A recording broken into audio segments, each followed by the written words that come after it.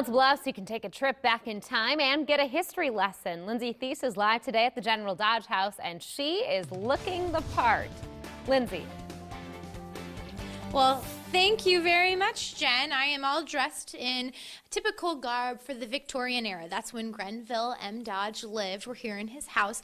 But there is a specific reason why I am dressed all in black and why you see some black hanging. And it's not just because black is my color. There is a very important history lesson behind it. Take a look. Welcome to my home. Please come in. Just a few blocks from downtown, the General Dodge House sits in homage to time.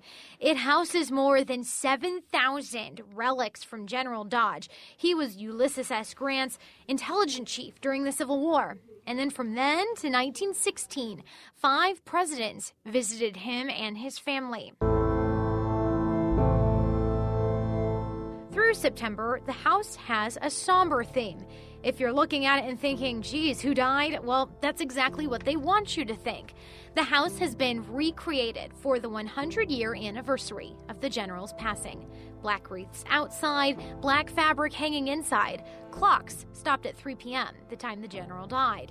And they've even had sashes put over the pictures of the general and covered out the mirrors. Some of it was superstition. You would cover the mirror so that sunlight didn't come in and maybe reflect off someone and bounce off of you that might mark you as the next to die. After the Civil War, Dodge served as a U.S. congressman, businessman, and railroad exec. He helped lead the construction of the Transcontinental Railroad, making big money for this big house. In the Victorian era, it was typical for people to live out the rest of their lives in their homes. Dodge died upstairs here. And this replica of the casket, yep, it stayed right there in the parlor about 100 years ago. The Victorian era has given us a few funeral traditions we still keep today. Because medical procedures and testings weren't always the most accurate back in that time.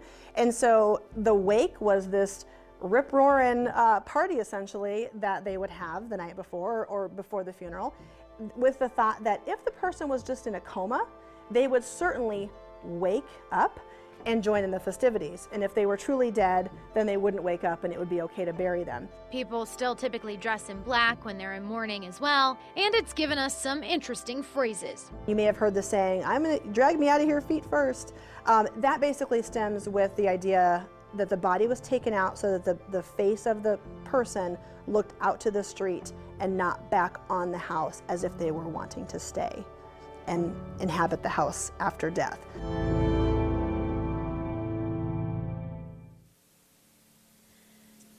Kind of spooky. I love all of the different kind of hidden stories about back then. So the Art of Mourning exhibit here at the General Dodge House is here through September because it's actually the 100-year anniversary of both the general and his wife's passing. And if you come to check it out, we have all the info with tickets and showtimes with the story online. The live presenters are here and dressed up in costume, and we'll share even more of those interesting rituals and stories. Jen, we're going to send it back to you. And Lindsay, Dodge is a popular name around the area. Are Dodge Street, MP Dodge Park, are they named after the general? Yeah, well, great question, Jen. Actually, fun fact for you, it is a different Dodge. Both of those are different Dodges. Back in the late 1800s, early 1900s, Dodge is kind of like the equivalent of what Smith is today. So NP Dodge Park, which we know, that was actually the general's younger brother. And then Dodge Street, Dodge County, that's actually a completely other guy altogether. So yeah, kind of neat. Lots of Smiths or Dodges from back then.